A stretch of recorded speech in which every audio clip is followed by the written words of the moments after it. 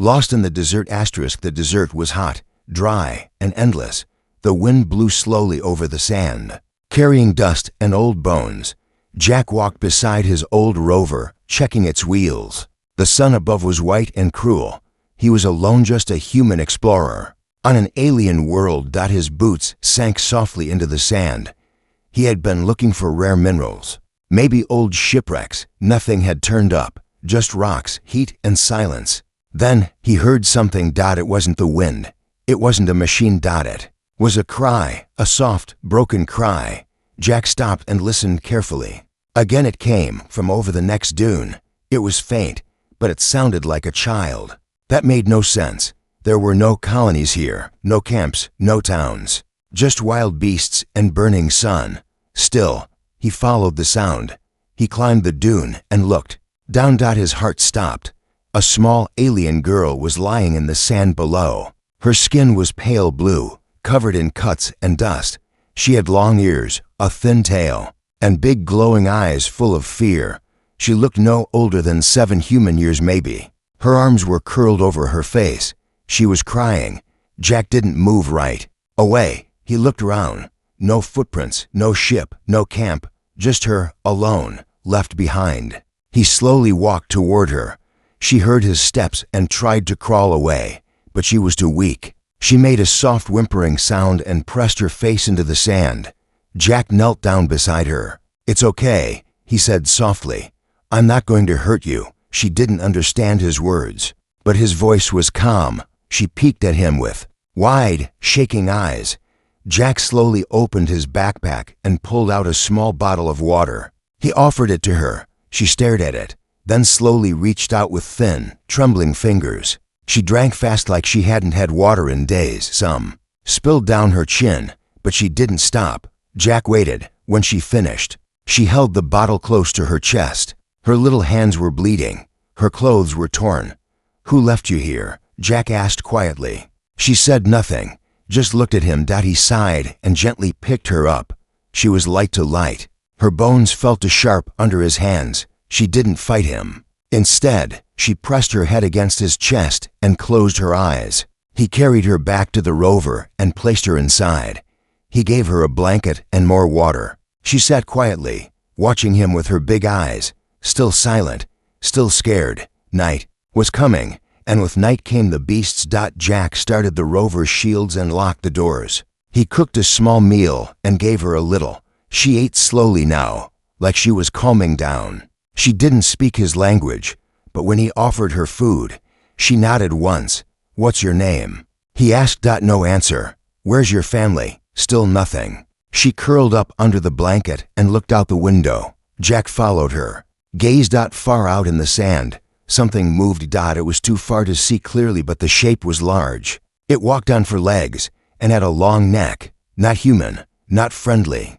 He grabbed his rifle and kept it close. That night, as the rover rested in silence, the girl finally moved closer to him. She leaned her head against his shoulder. Her eyes were tired, but not afraid now. Jack didn't speak. He just let her rest. He didn't know who she was. He didn't know why she was alone. But one thing was clear: someone had left her to die, and something out there still wanted her gone. He looked out into the dark desert. The stars above were sharp and cold. Jack promised himself quietly, "I'll protect her, no matter what." The wind outside howled like a warning, but inside the rover, for now, it was warm. And the little alien girl, for the first time in days, finally slept. The night hunt begins. The stars above were bright, but the land below was full of danger. Inside the rover, Jack stayed awake. The little alien girl was sleeping beside him, wrapped in his blanket, her breathing slow and soft, but he couldn't sleep. His hands stayed close to his rifle, and his ears listened for every sound outside. Something was out there. He had seen it before sunset, tall, fast, and walking low to the ground. The kind of creature that didn't wander, it hunted. The wind picked up. Dust blew across the desert like a whisper. Then he heard it, a deep, low growl. Far away but getting closer. Jack stood up quietly and looked out the rover window. He couldn't see much, only the shifting sand and rocks, but he could feel it in his gut. Trouble was coming. The girl stirred in her sleep. She made a soft noise and pulled the blanket tighter. Jack knelt beside her. "You have to stay quiet, all right?" he whispered. She blinked slowly, then nodded once. She didn't speak, but her eyes said she understood. He dimmed the lights. He reached for the control panel and activated the silent defense shield. It would keep sounds low and heat hidden, but only for a few hours. After that, the power cells would drain. Then came the second growl. Closer, louder, not alone. The girl sat up now, her ears twitching. She looked terrified. She pointed to the floor, then to the door. She was trying to say something. Jack followed her hand. Her fingers were shaking. Suddenly, something hit the side of the rover hard. The metal shook. Dust fell from the roof. Jack grabbed his rifle and aimed at the door. The girl crawled to the corner, holding her hands over her ears. Her whole body trembled. Outside, another hit came, this time from the other side. Jack's heart pounded. "How many of them are there?" he muttered. Then a sound filled the air. Not just growls now. A high-pitched howl, long, sharp, and angry.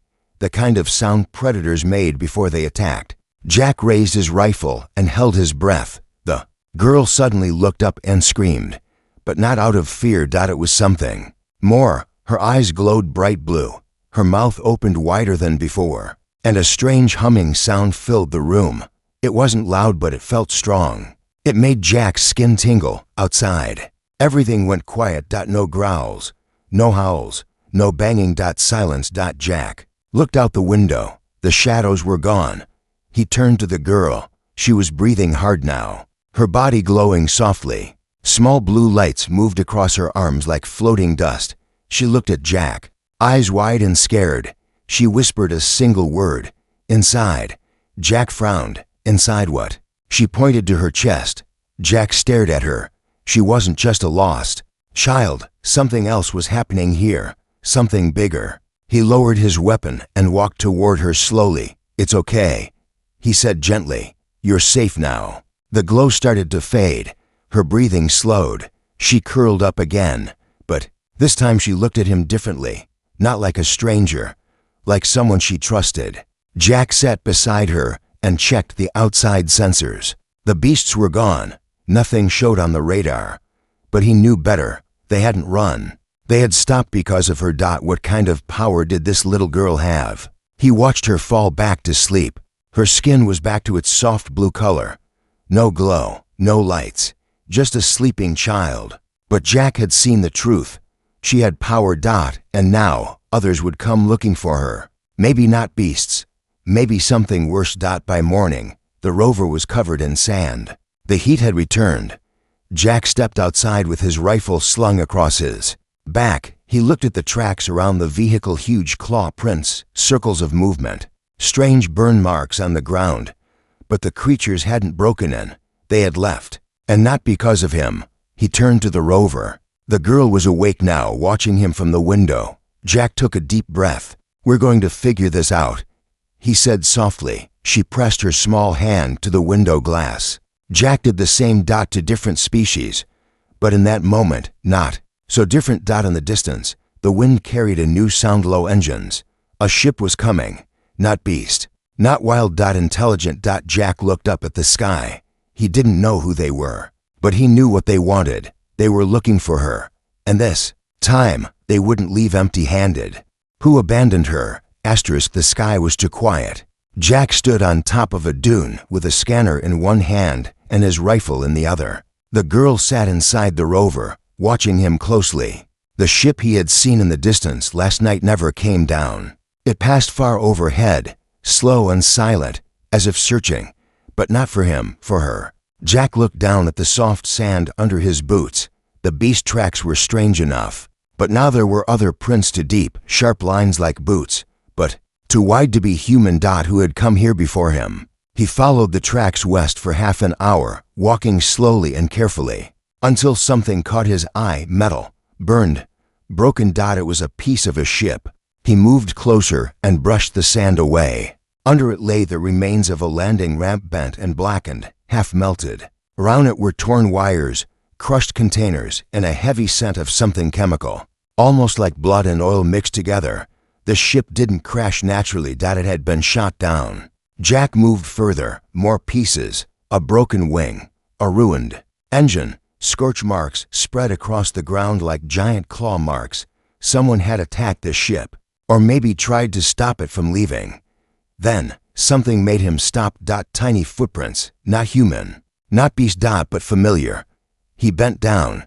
The shape matched the girl's feet. The prints were small and light, running in panic, then dragging, as if she fell, as if she cried. She came from this ship. He turned and followed the prints back, and that's when he saw it. A large, flat panel half buried in the sand, a cargo door. It was sealed tight, but had old blood on its edges, dried black, not red. He pressed his hand to the center. The door buzzed and glowed. Alien letters lit up. They flickered, then translated into basic English. Asset Omega, contained. Jack froze. Asset. She wasn't listed as a passenger. She wasn't a child with a name. She was a thing to them, a tool, a weapon, and someone had locked her inside a cargo bay. He stepped back, heart heavy. The girl hadn't gotten lost. She had been left. Intentionally. Back at the rover, the girl sat with her knees to her chest. She had seen the look on Jack's face as he walked back. He wasn't angry. He wasn't scared. But something in his eyes had changed. He stepped into the rover, set down his gear, and sat across from her.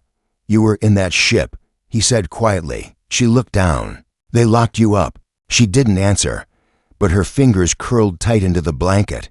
"You weren't just a passenger. You were part of something else, something they didn't want anymore." Her lips moved slightly, trying to find words. Then she touched her chest, right over her heart. "Key," she whispered. Jack leaned in. "Key to what?" She closed her eyes, pressing her hand harder against her chest. A faint glow started under her skin, blue light, gentle and slow like a pulse. "Locked inside," she said again, voice trembling. Jack felt a chill run down his spine. She wasn't carrying something. She was something. A lock or a key. He didn't know which was worse. She looked up at him, tears in her glowing eyes. Then, for the first time, she spoke a full sentence in broken English. "They said I'm not real." Jack swallowed hard. "What do you mean?" "They said, made, not born. Just mistake." Her voice cracked on the last word. Jack reached forward and took her hand, gently. "You're not a mistake," he said. "You saved my life last night. You scared off things I couldn't fight. That's not a mistake." She blinked at him, confused, then slowly smiled. It was small but real. Jack stood up and started the rover. "We're not staying here," he said. "If they want you, they'll come back. And I'm not giving you to anyone." She tilted her head. "Why?" "Because someone should have protected you the first time," Jack said, staring into the desert. "This time, I will." As the rover moved across the sand, the girl sat beside him, quiet and calm. But she kept her hand over her chest, as if holding something inside her, something that wasn't ready to come out. Not yet. But soon. Behind them, the wind picked up and buried the crashed ship in fresh sand. Ahead of them, across the dunes, storm clouds began to form, and far above, in orbit, a dark alien ship opened its eyes. The hunt had only just begun. Escape into the dunes. The desert wind was stronger now. It blew waves of hot sand across the land like water, hiding tracks and swallowing sounds. The sun hung above like a silent watcher, burning everything beneath it. Jack drove the rover fast, the wheels kicking up dust behind them. The little alien girl sat beside him, wrapped in her blanket, her glowing eyes watching the dunes pass. She didn't speak much, but she kept glancing up at the sky. Something was coming. She could feel it. Jack had seen the ship too. A flash in the clouds, a quiet rumble that didn't belong. Someone was still searching for her. He checked the scanner. The signal was getting stronger. "We need to get off open ground," Jack said. The girl tilted her head. "Bad ones coming?" Jack nodded. "Soon." He turned the rover toward the jagged hills in the west. They weren't on any map, just a broken set of stone fingers rising from the desert. Maybe there would be shelter there, maybe even answers, but the road was rough. The sand was deep. Suddenly, the engine made a sharp noise. "Come on," Jack muttered. Hitting the controls, the rover slowed. Something was wrong. He stopped the vehicle and jumped out. The girl followed, her feet sinking into the soft ground. Jack opened the hood. Fuel lines clogged, dust got in. He looked around. To open, no cover. "We're sitting ducks out here," he said. The girl stared out toward the dunes. "Jack." He froze. She had never said his name before. She pointed toward the hills. "Cave."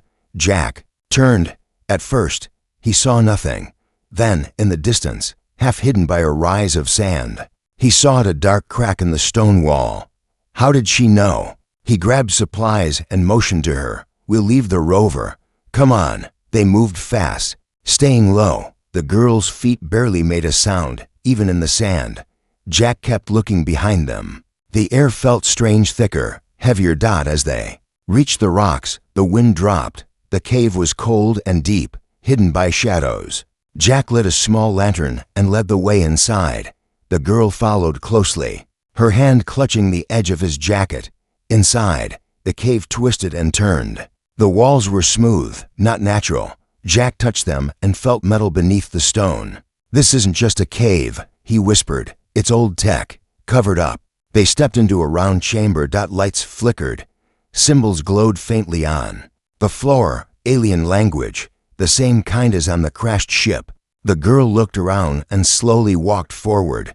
Her eyes were wide. Her steps were steady. It was like she remembered this place. She stopped in the center of the room and placed her hand on a round platform. Blue light rose from the ground. A voice filled the air, soft, mechanical, speaking a language Jack didn't know. Then the words shifted and became English. Asset Omega recognized. Data vault unlocked. Jack raised his rifle, heart pounding.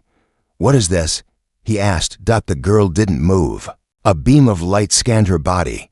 Then a small screen rose. From the floor, it showed images fast, broken flashes. Labs, needles, scientists, chains, cryo chambers, her, again and again, growing, changing.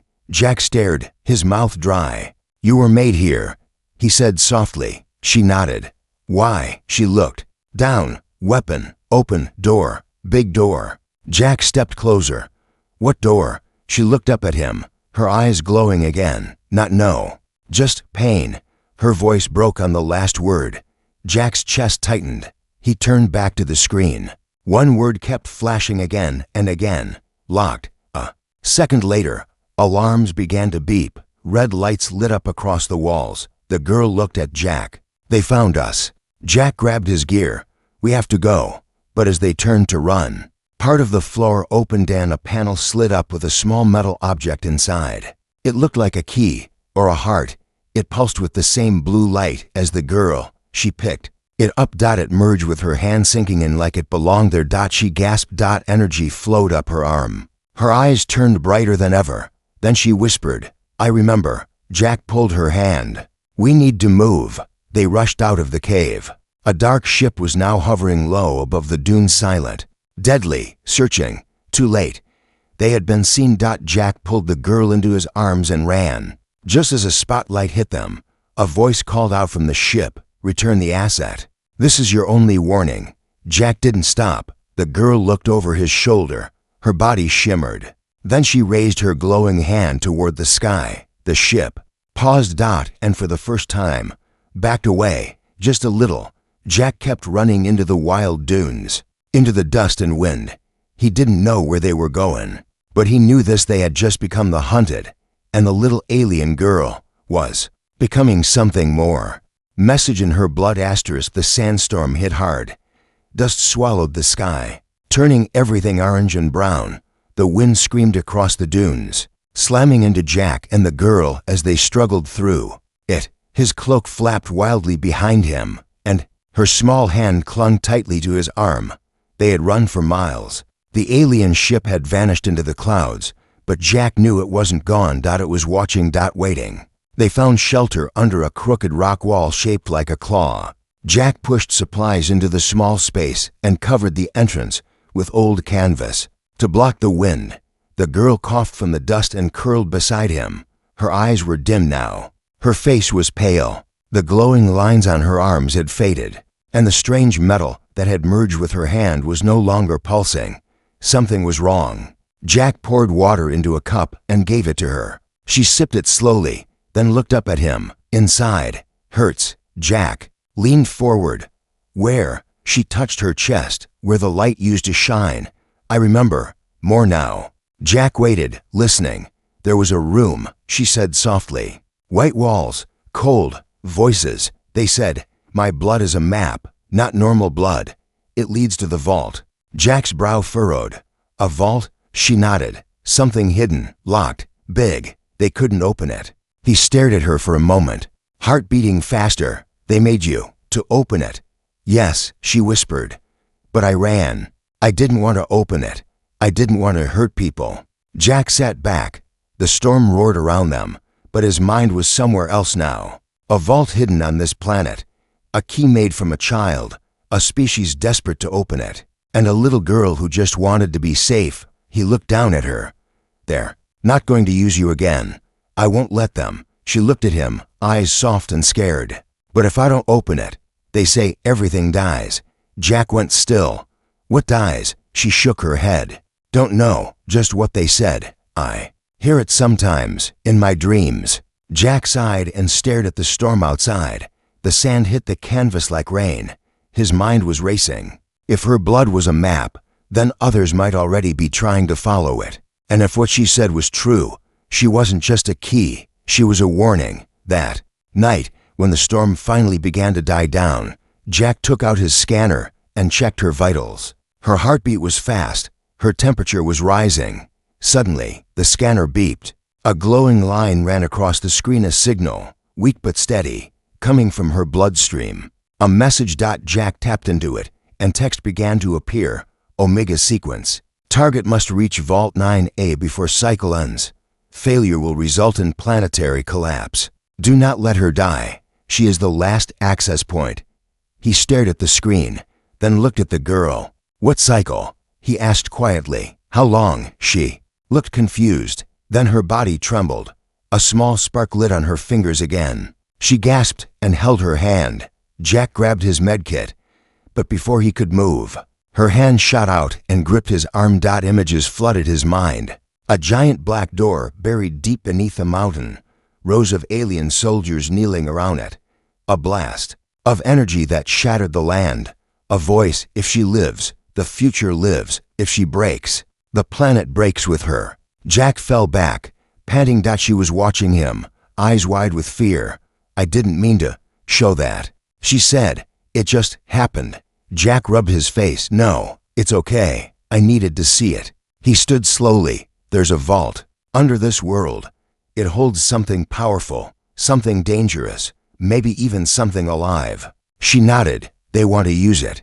But you don't trust what's inside, do you? Her lips shook. No. Then we'll find it before they do. But we do it our way. He packed the scanner and checked his compass. There's a ridge line about 40 miles west. I saw it on old maps. If the vault is anywhere, it's there. He looked back at her. You good to travel? She stood slowly. Her legs shook, but she nodded. With you, yes. He smiled. Then let's go. They stepped out into the night. The storm had passed. The stars were clear again. Behind them, far across the dunes, another ship landed, dark, silent. Inside it, alien voices whispered. They had read the same signal. They had seen the map in her blood, and they would follow it, no matter what it cost. The vault beneath the world asterisk, the mountains rose like sharp teeth from the sand. Jack stood on the edge of the stone ridge, the girl beside him. Her small hand clutched his fingers tightly. The wind was cold now, and the sky above was thick with clouds. For the first time in days, the desert was quiet. Too quiet.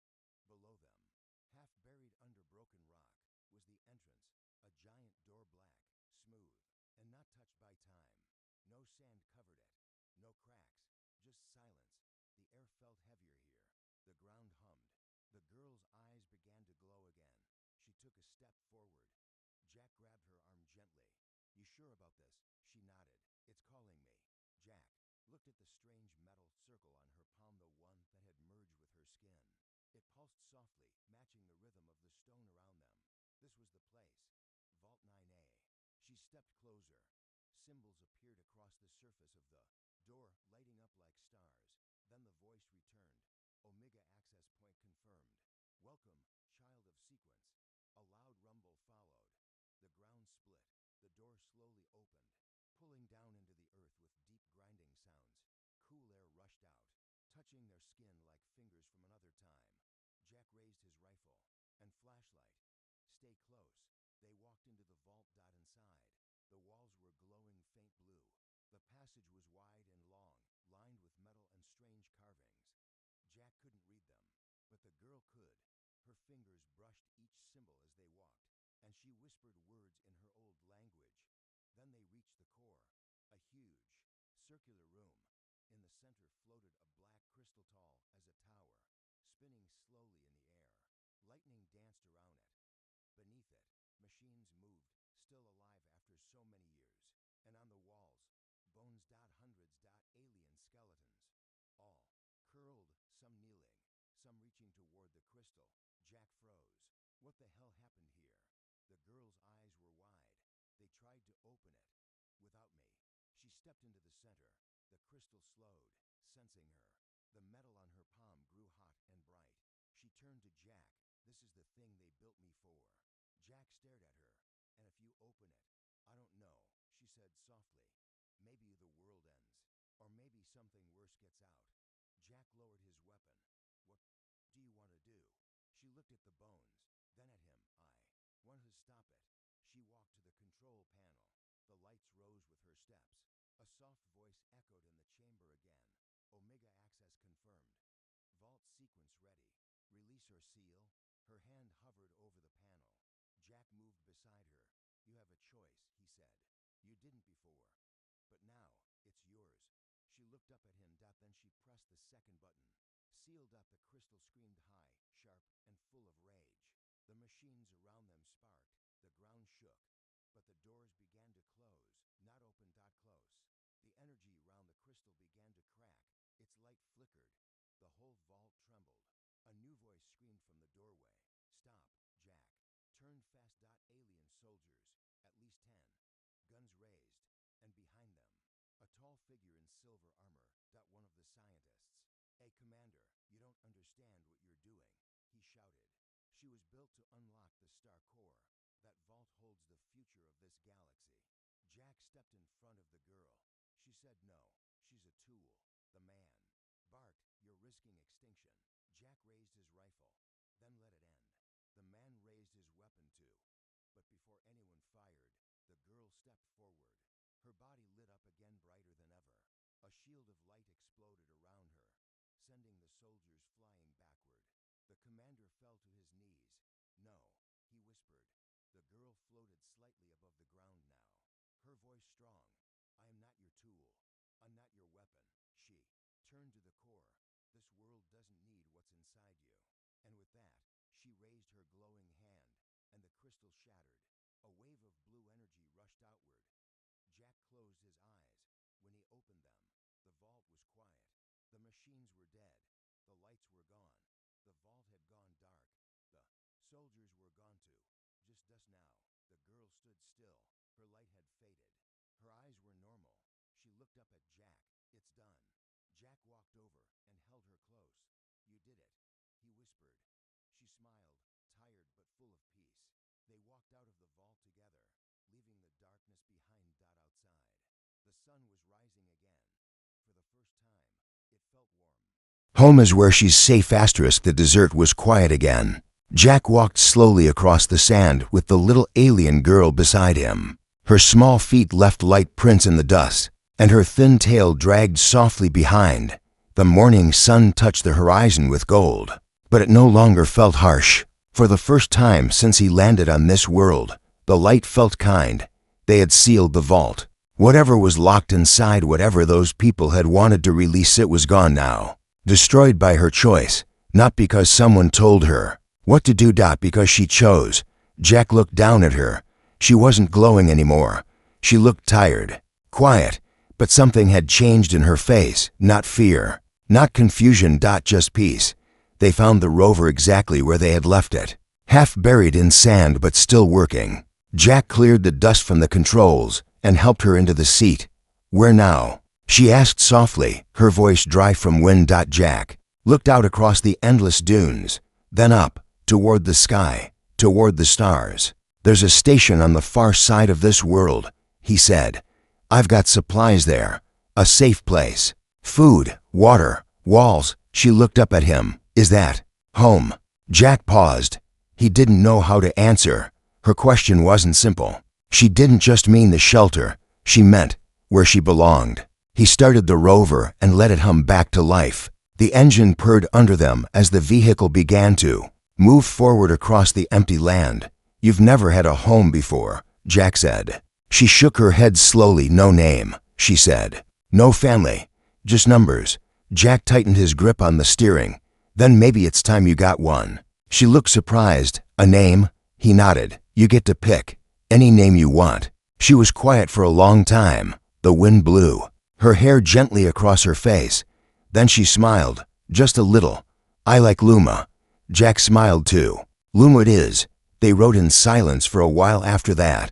The heat rose again, but neither of them cared.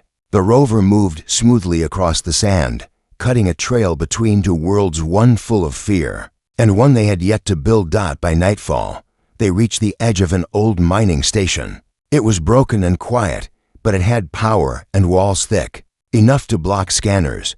Jack activated the outer defenses and set up camp inside. Luma explored the rooms like a child entering a storybook. She touched old tools, blinked at blinking lights, and sat in the window looking at the stars. "This place feels calm," she said. Jack poured her some warm broth. "It's not much, but it's yours now too." She held the cup in both hands and looked up at him. "No one's coming, right?"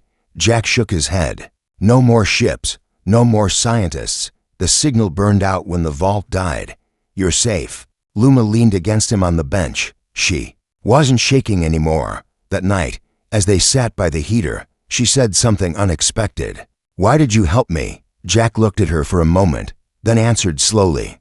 "Because someone should have. And maybe because I was tired of walking this world alone." She tilted her head. "We're not alone now." He smiled. "No, we're not." Then she said the words she had never dared say before. "Do I get to stay with you forever?" Jack didn't speak right away. He just pulled her close, resting his chin gently on her head. "As long as you want," he whispered. Weeks passed. Jack and Luma built up the shelter.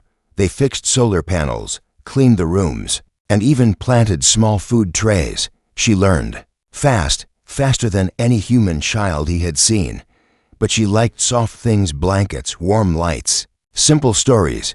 She liked to sit near him and ask questions. "Do stars sleep? Why do you smile even when you're sad? Was I really made? Or did someone love me before I was left?" Each time, Jack answered with care. He never lied. But he always made sure she knew this. She was not a mistake. One evening, as they watched the sky turn deep purple, a comet passed overhead. Luma pointed. "Do you think other people are watching it too?" Jack nodded. "Probably." She smiled. "Then they're not so far." And he realized something. For all the pain she'd carried, she still had hope. That night, she curled up beside him in a warm blanket, her head on his chest. She fell asleep quickly. Jack stared at the ceiling, hand resting on her shoulder. He had come to this planet looking for metal. He found something living, something broken, something brave. And now she was his daughter, not by blood, but by choice.